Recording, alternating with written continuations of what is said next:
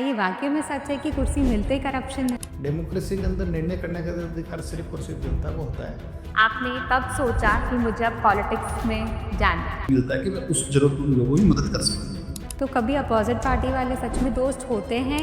130 करोड़ रुपए अरावली पर्वत श्रृंखला के संरक्षण के लिए राजस्थान प्रदेश का हमें विकास करना है। लगता है कि ब्रह्मा जी का आशीर्वाद, इसलिए हम 3 बार लगातार विधायक है पुष्कर से। आध्यात्मिक नगरी है पुष्कर। सर अभी वॉर का टाइम चल रहा है, हर जगह वॉर की बातें हो रही है। तो मुझे ऐसा लगता है कि ये तीसरे विश्व युद्ध की दस्तक है। Welcome to Open Book by Kasvi, part by Surajmal तंसकराय किशनगढ़। आज हमारे साथ हैं राजस्थान सरकार से जल संसाधन मंत्री, पुष्कर से 3 बार विधायक Suresh Singh ji Rawat. Welcome to a podcast sir. जल समस्याओं के बारे में शुरू करने से पहले हम आपके पॉलिटिकल करियर के बारे में जानना चाहते हैं कि इसकी शुरुआत कैसे हुई? आपने कब सोचा कि मुझे अब पॉलिटिक्स में जाना है? देखिए, ऐसा है कि आपने एक से सुना होगा कि हम तो अकेले चले थे, मंजिलें मिलती गई और कारवां बनता गया। ऐसा ही कुछ राजनीतिक शुरुआत मेरे साथ ऐसी थी। मैं गांव से जब पढ़ाई के लिए अजमेर शहर गया था, वहीं भी रहता था मैं। तो हमारे गांव के काफ़ी लोग तहसील के काम से आते थे। कई लोगों को जानकारी नहीं होती थी, तो मेरे से पूछते थे कि साहब तहसीलदार कहाँ मिलेगा, एसडीओ कहाँ मिलेगा, बिजली डिपार्टमेंट का ऑफिस कहाँ है, पानी वाले का कहाँ है। तो मैं उनकी मदद करता।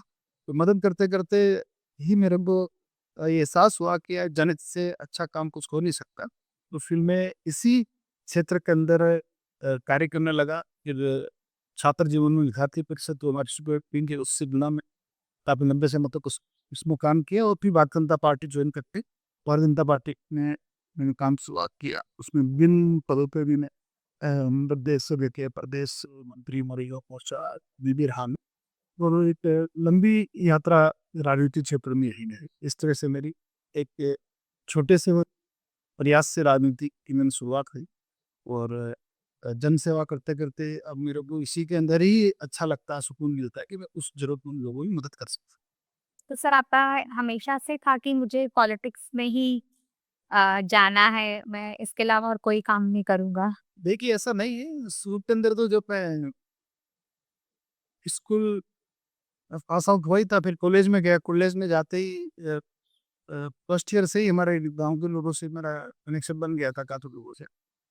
तो फर्स्ट ईयर से ही मैं लोगों की मदद करने लगा था। तो उसी से ही फिर मेरे दिलो-दिमाग में ये बैठ गया कि नहीं, मेरे को तो जनहित का ही काम करना है, जनता की सेवा।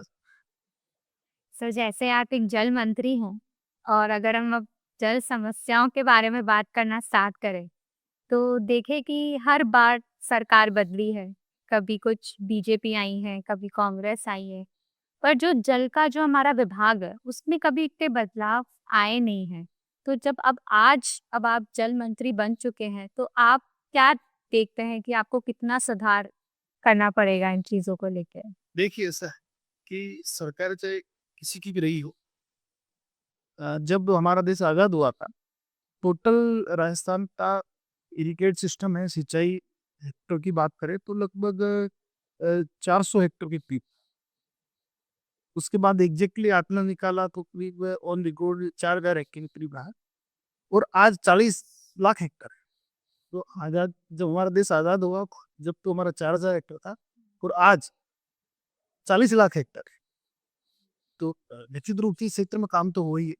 और जब से हमारी भजनलाल जी की सरकार बनी है, तब से माननीय मुख्यमंत्री जी का सिंचाई तंत्र पे बहुत अच्छा फ़ोकस है। उनके मुख्यमंत्री बनने के बाद हमारी जब सरकार आई, तो 17 जिलों को राजस्थान को पानी मिले, इसके लिए आरसीपी का एक बहुत बड़ा वृहद प्रयोग प्रोजेक्ट है, वो हमने चालू किया। यमुना का पानी सिक्योरिटी, जो हमारा राजस्थान का सिक्योरिटी अंचल है, जिसके अंदर चूरू, झुंझुनू, सीकर है, उनको पानी मिले, इसके लिए भी हमारी सरकार ने प्रयास किया। हम काफ़ी उसमें आगे बढ़े हैं। पूरे राजस्थान के अंदर सब जगह पानी मिले, चारों दिशाओं से पानी मिले, इसके लिए माननीय मुख्यमंत्री जी ने water grid, Rajasthan water grid corporation की उन्होंने अनाउंस किया, उसकी स्थापना करी, उसका गठन किया। इसका काम है पूरे राजस्थान के अंदर जहाँ पानी नहीं पहुँच रहा, वहाँ पानी पहुँचे, इसकी संभावनाओं को तलाशना। इसी का परिणाम है कि हमारी जो काली, सन, पार्वती और चंबल तीनों रिवर है, 3 रिवर को हम आपस में लिंक करके और इन 17 जिलों को जहाँ पानी नहीं है, वहाँ पानी पहुँचाने का काम हमारी सरकार कर रही है। ये बहुत ही वृहद परियोजना। सर, जैसा अब सरकार अपने नए-नए चीज़ों के बदलाव ला रही है, तो क्या हमें लगता है कि आगे जाके ये चीज़ें काफ़ी इम्प्रूव होगी, जल विभाग और अच्छी तरक्की करके दिखाएगा? देखिए, निश्चित रूप से इसमें कहने की कोई बात नहीं है। अभी पहले इंदिरा गांधी की नहर परियोजना है, उसकी 100 साल पहले शुरुआत हुई थी, लगभग 1925 के करीब उसका निर्माण कार्य हुआ था। अभी 100 वर्ष पूरे हो गए, 2026 में आ गए, 1925 से 2026 के अंदर। तो अभी तक भी उसका कमांड क्षेत्र बढ़ रहा है और आज वो इंदिरा गांधी नहर परियोजना जो पंजाब से पानी आता है, वो हमारा हनुमानगढ़, गंगानगर और बीकानेर और जैसलमेर, ये लाइफलाइन है। लोग इंदिरा गांधी नहर परियोजना के पानी के बिना जीने की कल्पना भी नहीं कर सकते, क्योंकि पीने का पानी भी वहीं से मिलता है, सिंचाई का पानी भी वहीं से मिलता है। इसी तरह हमारी जो ईआरसीटी की योजना है, आने वाले समय के अंदर पूरे राजस्थान के अंदर इसका फायदा मिलने वाला है। अभी तो हमने 17 जिलों को इससे लाभान्वित किया के लिए हमने प्लान बनाया है। आने वाले समय के अंदर और जिले बढ़ेंगे और क्षेत्र बढ़ेगा। इससे लोगों को पीने का पानी तो मिलेगा ही, इसके साथ ही सिंचाई का पानी भी मिलेगा। सिंचाई के पानी के साथ-साथ औद्योगिक विकास के लिए भी हमने पानी का प्रावधान किया है।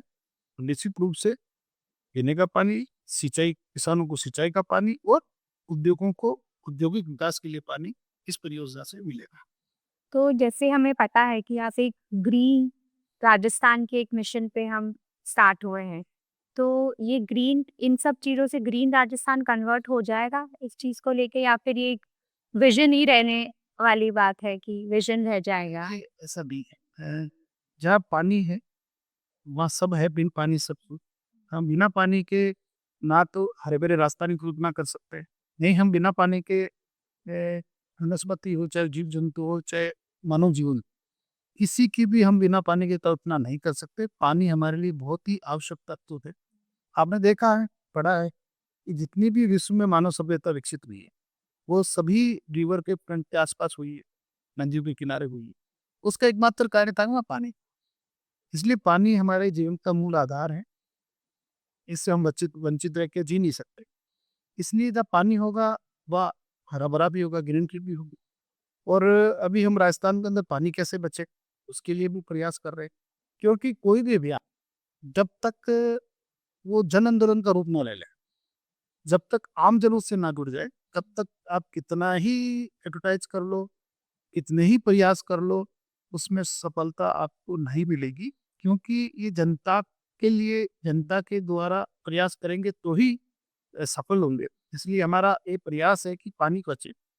ये अभियान है हमारा, बूंद-बूंद हमारे लिए बहुत ज़रूरी है। लोग पानी के महत्व को समझें। इसके लिए एक व्यापक रूप में बृहत लेवल पे हम एक जन आंदोलन अ, आगे बढ़े, उसके लिए काम कर रहे हैं। लोगों के जनमानस में, दिलो-दिमाग के अंदर पानी की महत्व, पानी की महत्ता का ज्ञान उनको, उसके लिए हमारी सरकार काम कर रही है। तो सरकार एक आम इंसान को आपस में जोड़ने के लिए क्या काम कर रही है? मतलब क्या कुछ डिपार्टमेंट कोई नई चीज़ें लॉन्च कर रहा है या कोई नई चीज़ें लेके आ रहा है जिससे आपस में एक दोनों जने आपस में मिले और पानी को बचाएँ और उसका महत्वपूर्ण से यूज़ करें? देखिए, निश्चित रूप से आपका जो प्रश्न है बहुत ही महत्वपूर्ण है। मैंने पहले ही कहा है कि किसी भी योजना को, किसी भी परियोजना को, किसी भी सोच को अगर जनमानस के दिलो-दिमाग में बिठाना है, तो उसको जन आंदोलन का रूप देना ही पड़ेगा। इसी के अंदर हम लगे हैं और हम पानी के महत्व को लोगों को समझा रहे हैं। किसानों को पानी मिलता है और हम एक ऑटोमेशन के माध्यम से किसानों को कब कितना पानी मिलेगा, सब उनका आज मोबाइल पे आ जाता है।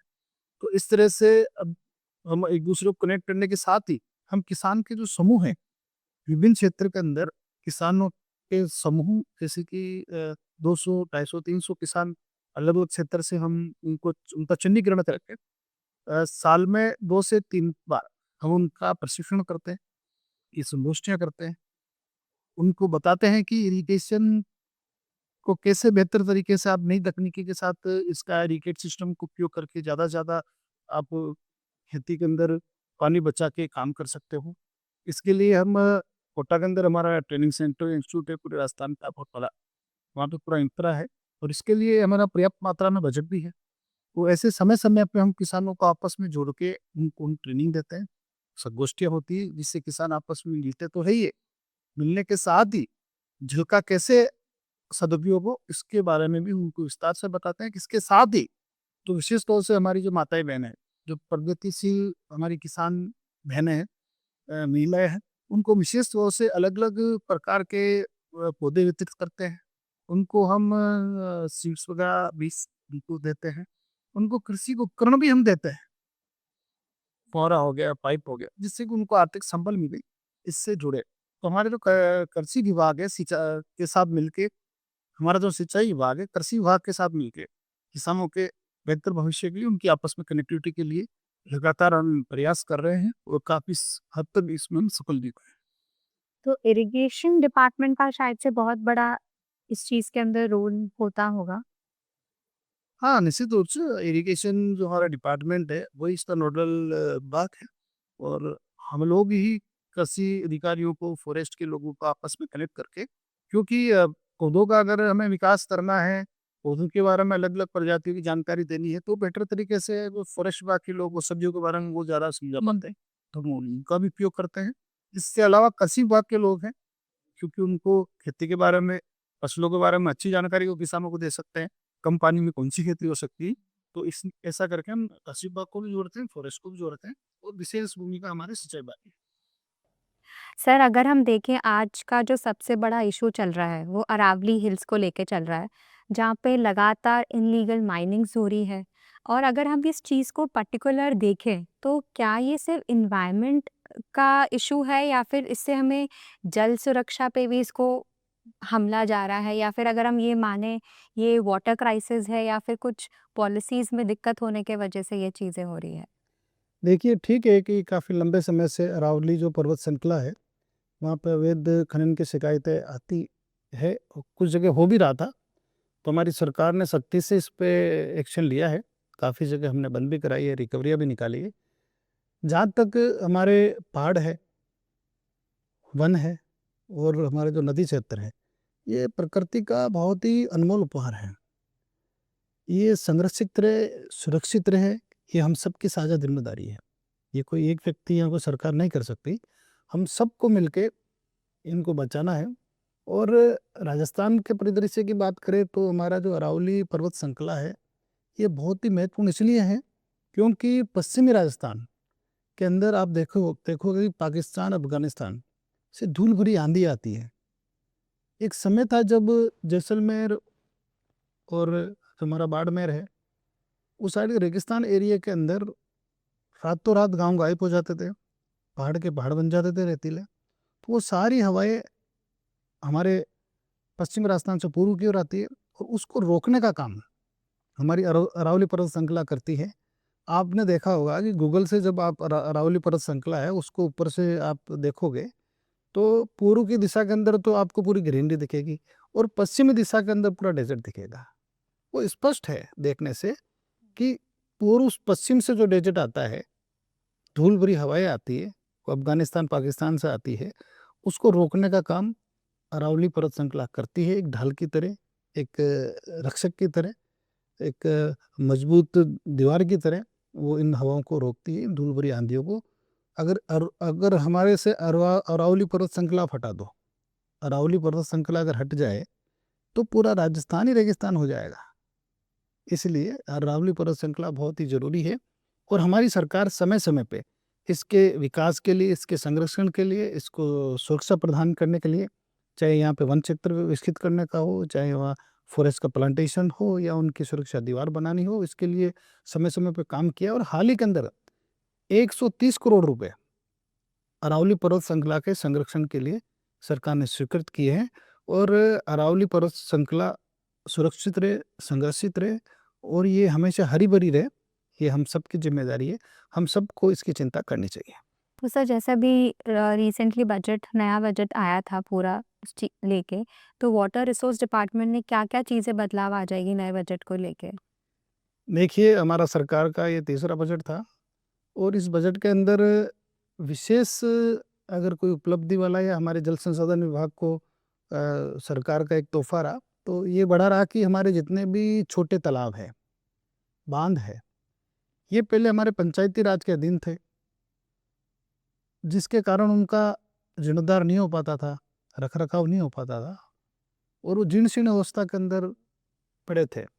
उसको वापस संरक्षित करने का काम हमारी सरकार कर रही है और लगभग 3,500, अगर छोटे तालाब और बांध की बात करें तो 3,500 से अधिक बांध हमारे विभाग को हैंड ओवर हुए हैं और अभी 300 करोड़ रुपए 200 बांधों को हम 300 करोड़ की लागत से उसका रिनोवेशन करने का काम करेंगे, जो एक छोटी कैपेसिटी का है। इसके अलावा भी हमारा यमुना का पानी आए, उसके लिए 32,500 करोड़ की बजट में घोषणा की है।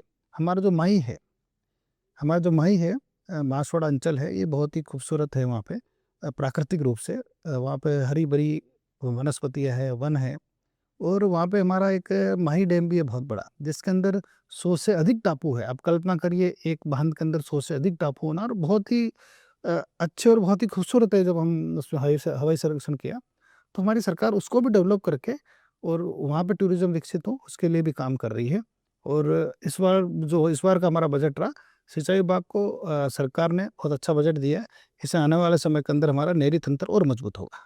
सर, जैसे कि अभी आप डैम की बारे में बात कर रहे थे, तो अभी डैम के डिपार्टमेंट में, वर्किंग में क्या-क्या नए चेंजेस आएँगे?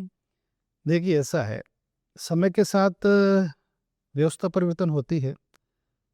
जैसे जैसे तकनीकी का आविष्कार हो रहा है, वैसे वैसे भी हमारा विभाग इसी के साथ नए नए प्रयोग के माध्यम से हमारा जो एक भारत सरकार ने डैम सेफ्टी एक्ट बनाया है, उसको फॉलो करते हुए हमने पूरे राजस्थान के अंदर जितने भी हमारे डैम हैं उसको सुरक्षा प्रदान करने के लिए उसका एक वृहद प्लान हम बना रहे हैं, जिसके अंदर कि हमारा जो डैम है उसका टोटल समर्जेंस प्लान कितना है, भराव क्षेत्र कितना है, बाहु क्षेत्र कितना है।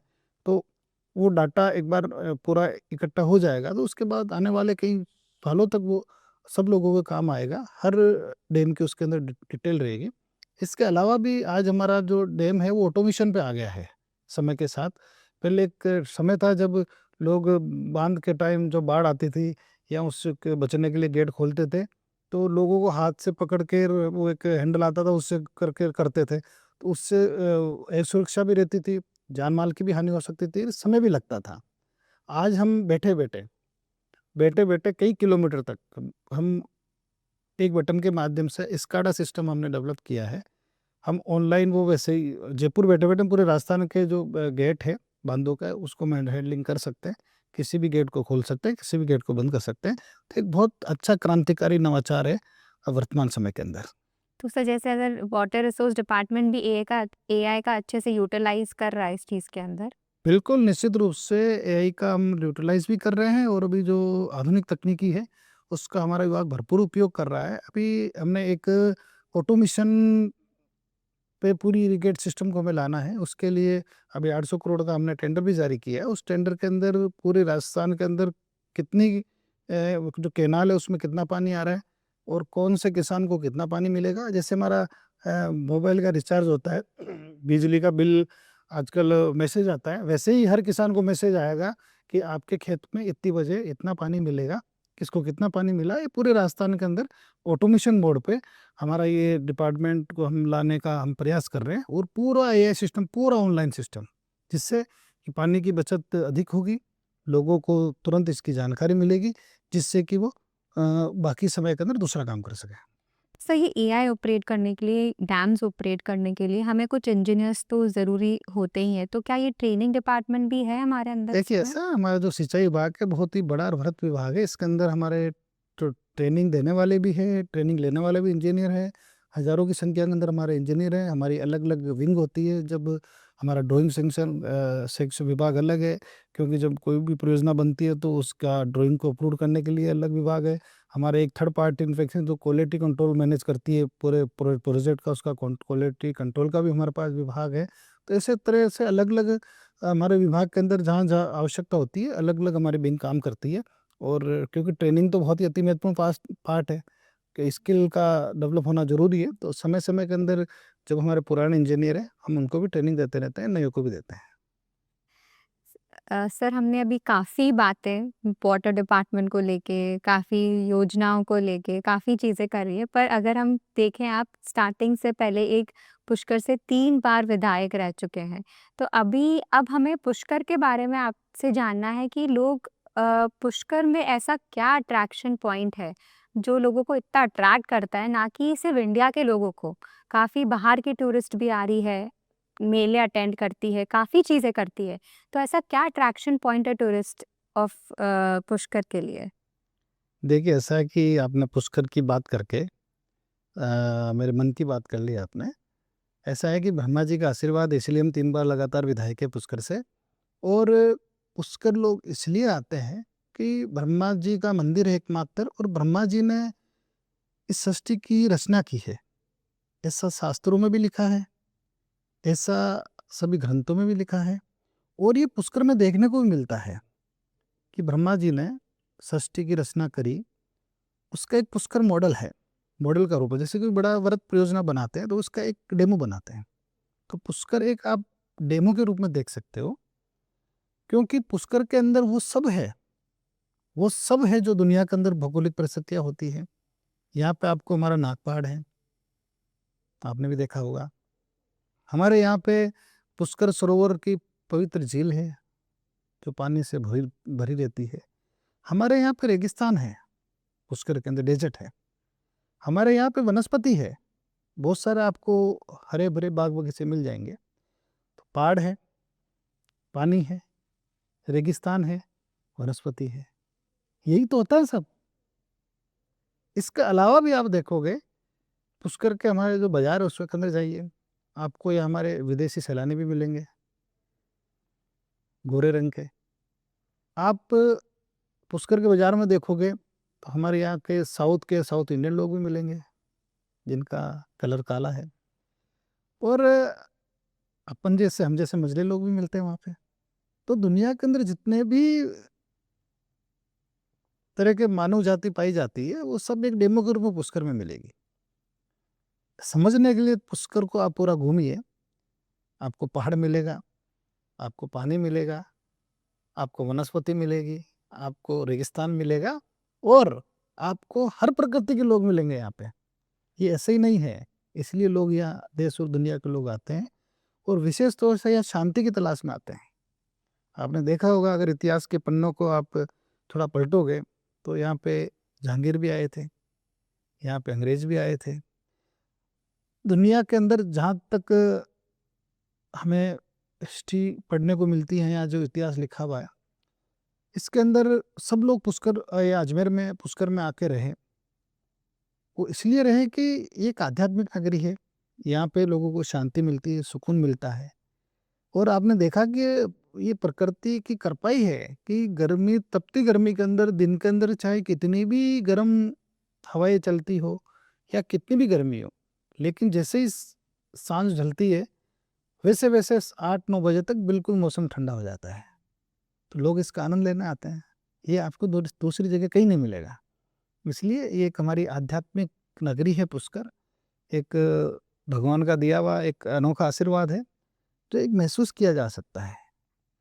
सर जैसे आप कैबिनेट मिनिस्टर जब बने, तो ऐसा कभी एक सॉफ्ट कॉर्नर रहा पुष्कर के लिए कि यहाँ कभी पानी की कमी नहीं आएगी पुष्कर में? देखिए, ऐसा है कि जब मैं कैबिनेट मंत्री बना और जब मैं विधायक भी था पहले, तो पुष्कराज का आशीर्वाद से ही रहा मैं हूँ। और मेरी पहली प्राथमिकता, जो मेरा कर्तव्य भी है, मेरा वैचारिक अधिष्ठान भी है, और मेरी मूल भावना भी है। मूल भावना इसलिए कि मैं लोकल हूँ, रहने वाला वहीं का ही हूँ। हमें पास मेरा पुष्कर के पास में मेरा गांव है, तो अरण्य क्षेत्र ही हुआ। कर्तव्य मेरा इसलिए कि वहाँ का मैं जनप्रतिनिधि हूँ। और वैचारिक अधिष्ठान इसलिए कि हम एक जिस विचार से जुड़े हैं, वो विचार हमें यही कहता है कि हमारे तीर्थ स्थानों का हमें हर हाल में विकास करना है, संरक्षित करना है। तो हर हाल के अंदर हमारा तीर्थराज पुष्कर का विकास हो, डेवलप हो, उसके लिए माननीय मुख्यमंत्री जी ने अभी एक पुष्कर के अंदर कॉरिडोर के विकास के लिए अनाउंस किया था। उसकी डीपीआर बना रहे हैं। पुष्कर में एक भव्य कॉरिडोर बनेगा, और पुष्कर में पीने के पानी की कभी कमी ना हो, पुष्कर के सरोवर में कभी पानी की कमी ना हो, उसके लिए हमारा काली सिंह, चंबल और पार्वती का जो तीनों नदियों का एआरसीपी जो प्रोजेक्ट है उसका पानी हमारा पुष्कर तक आएगा, वो हमने उसमें जोड़ा है, तो उसके बाद पानी की कभी कोई कमी नहीं आएगी। हाँ, अगर पुष्कर है तो आपको पुष्कर के लिए तो करना ही पड़ेगा। बिल्कुल। बिल्कुल। सर हमने बहुत सारी बातें कर ली है, सारी चीज़ों को लेके बट अब हमें बात करनी है पार को लेके। हमने हमेशा ये सुना है कि अगर कोई पॉलिटिक्स में घुसता है या उसके पास अगर उसको कुर्सी दी जाती है, तो कुछ तो करप्शन स्टार्ट हो जाता है। तो आप इसके बारे में क्या कहेंगे? क्या ये वाक़ई में सच है कि कुर्सी मिलते ही करप्शन है? देखिए ऐसा नहीं है, हर समय, हर जगह अलग-अलग प्रकृति के लोग रहे हैं। जब से मानव समाज का निर्माण हुआ है, जब से मानव समाज का निर्माण हुआ है, तब से समाज के अंदर भिन्न-भिन्न प्रकृति के लोग रहे हैं। उस समय भी दानव थे और मानव भी थे। तो ऐसा नहीं है कि हम ये कहें कि नहीं साहब अभी वर्तमान समय के अंदर किसी में कोई विकृतियाँ नहीं है। ऐसा नहीं है, कुछ अवगुण सब में होते ही है, सर्वगुण कोई होता नहीं है।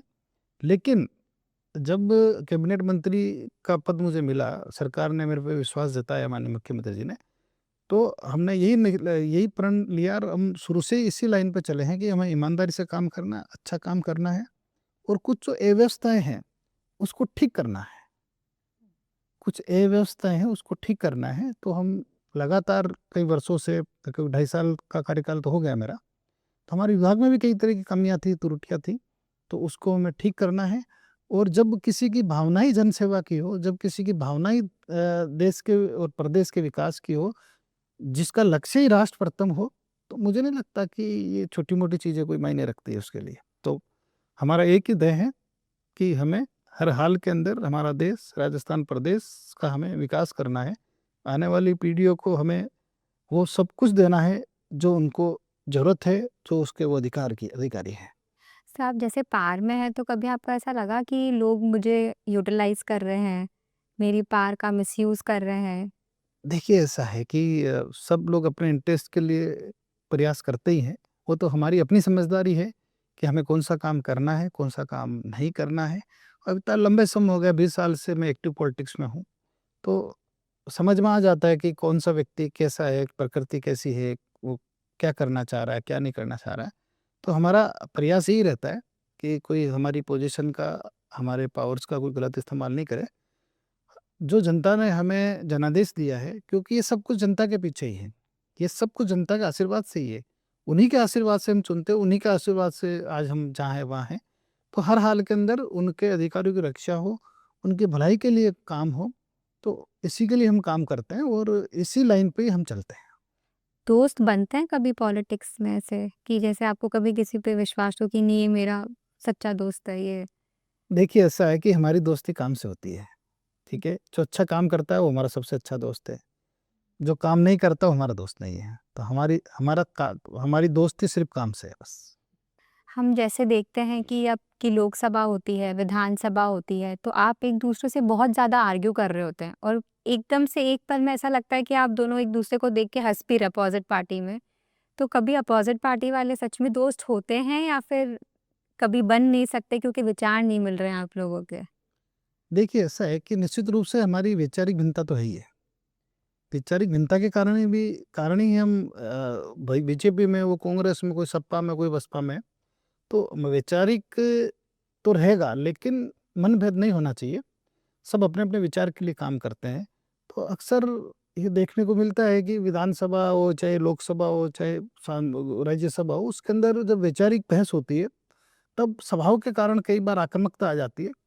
कुछ लोग होते हैं जो जानबूझ के भी इस तरह का व्यवहार करते हैं। लेकिन जब बाहर हम सामाजिक जीवन में आते हैं, तो निश्चित रूप से कोई शादी समारोह में, किसी कोई गमी में मिलते हैं, तो एक दूसरे से बात करनी भी चाहिए। ये लोकतंत्र की खूबसूरती है, क्योंकि लोकतंत्र के अंदर कॉपी जांचने का अधिकार सिर्फ और सिर्फ जनता को होता है। डेमोक्रेसी के अंदर निर्णय करने का अधिकार सिर्फ और सिर्फ जनता को होता है। तो कौन कितना अच्छा काम कर रहा है, उसका निर्णय हमारे देश की जनता करती है। वो अधिकार सिर्फ जनता का ही है और रहेगा।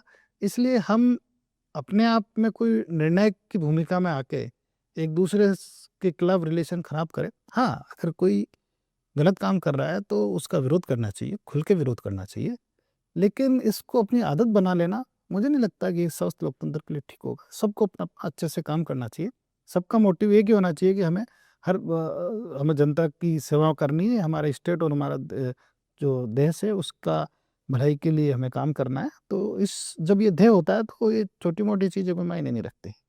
सर कभी आपका कोई एक आइकन रहा है, जैसे अगर हम मोदी जी को देखते हैं, मोदी जी दिन रात काम करते हैं, तो कभी आपने एक as a icon Modi ji को देखा है कि मुझे भी इतना आगे काम करना है और इतना प्रयास करना है भारत के लिए? देखिए, ऐसा है कि जब मैं शुरू के अंदर जब राजनीति के अंदर आया ही था, तब मैंने अटल बिहारी वाजपेयी जी को देखा। पूरे देश के अंदर कई यात्राएँ निकालते थे ने। मैंने लाल कृष्ण आडवाणी जी को देखा, जो पूरे भारतवर्ष के अंदर यात्राएँ निकाली, कि महीनों-महीनों तक वो यात्रा में चलते थे। फिर मैंने नरेंद्र भाई मोदी जी को देखा, जो गुजरात के मुख्यमंत्री थे, पढ़ते थे, सुनते थे। जब वो देश के प्रधानमंत्री बने, तो 24 में से 17-17, 18 घंटे काम करते हैं वो। तो हमें उनको देख के प्रेरणा मिलती है कि वो कितने देश के प्रति समर्पित है। सोते, बैठते, उठते सब सब समय सिर्फ़ और सिर्फ़ हमारे देश का ही उनके मस्तिष्क में ख़्याल आता है। तो निश्चित रूप से हम जैसे जो नए लोग हैं, उनको एक सीखने का अवसर मिलता है और हम सबके लिए हमारे देश के यशस्वी प्रधानमंत्री नरेंद्र भाई मोदी प्रेरणादायक है। हम उनको देख के बहुत कुछ सीखने का प्रयास करते हैं। तभी आज शायद से नरेंद्र जी मोदी हर बार अपनी सरकार लेके आ रहे हैं। निश्चित रूप से देश की जनता को आवश्यकता भी है और हमारे देश के लिए जो काम होने चाहिए थे, कई वर्षों से हुए नहीं। जब वो केंद्र में प्रधानमंत्री बने, तब उन्होंने एक-एक चीज़ को, छोटी से छोटी चीज़ को लेके और बड़े से बड़े इश्यू थे, उस पे उन्होंने काम किया और कई मायनों में सफलता हासिल की। तो निश्चित रूप से हमारे देश की जो जनता है वो सब देखती है। मैंने पहले ही कहा है कि लोकतंत्र के अंदर रिजल्ट देने का काम हमारे देश की जनता करती है, उसी का ही अधिकार है। इसलिए जो अच्छा काम करेगा उसको जनता अच्छा परिणाम देगी, जो गलत करेगा जनता उसको घर बिठाएगी। सर अभी वॉर का टाइम चल रहा है, हर जगह वॉर की बातें हो रही है और सुनने में आ रहा है कि अभी एलपीजी गैस और काफ़ी चीज़ों में हमें कटौती भी दिख रही है। तो आप इस चीज़ को कैसे ओवरकम कर रहे हैं? क्या पॉलिसीज़ ला रहे हैं कि आम जनता को प्रॉब्लम नहीं है इस चीज़ को लेके? देखिए, ऐसा है कि अभी हाल ही के अंदर इराक और इज़राइल, अमेरिका आपस के अंदर इज़राइल और अमेरिका आपस के अंदर लड़ रहे हैं और ये तीनों देशों की लड़ाई के कारण ये लड़ाई अब तीनों देशों तक सीमित नहीं रही है, पूरे खाड़ी देशों में फैल गई है और फिर ये हमारे जो दुनिया के संगठन बने हुए नाटो चाहे सीटो सब आपस के अंदर उलझ रहे हैं।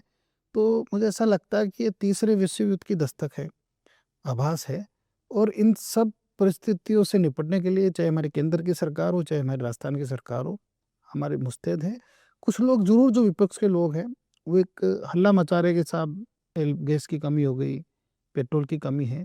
कहीं कमी नहीं है, जितनी आवश्यकता है उतनी मिल रही है। अब जो देश के अंदर, पूरी दुनिया के अंदर जो जंग चल रही है, वो सबके सामने है। परिस्थितियाँ भी सबके सामने है। हम सबको मिलके उससे निपटना भी है। तो मेरा तो विरोधियों को यही सलाह है कि वो देश की लोगों को, देश की जनता को भ्रमित ना करके, गुमराह ना करके, क्योंकि आप गलत अफ़वाह फैलाओगे तो लोगों को भ्रम की स्थिति पैदा होगी। भ्रम की स्थिति होगी तो एलपीजी सिलेंडरों का स्टॉक करेंगे तो फिर उसकी शॉर्टेज होगी। तो इसलिए इस तरह की बातें ना करके जो वर्तमान परिस्थिति है उसमें हम सबको साथ मिलके इससे निकलना चाहिए। ठीक है, धन्यवाद सर। आपने हमें इतना अपना समय दिया और हमें इतनी चीज़ें बताई कि क्या-क्या नई पॉलिसीज़ आएँगी, वाटर डिपार्टमेंट क्या करेगा। Thank you for gracing our podcast so much. धन्य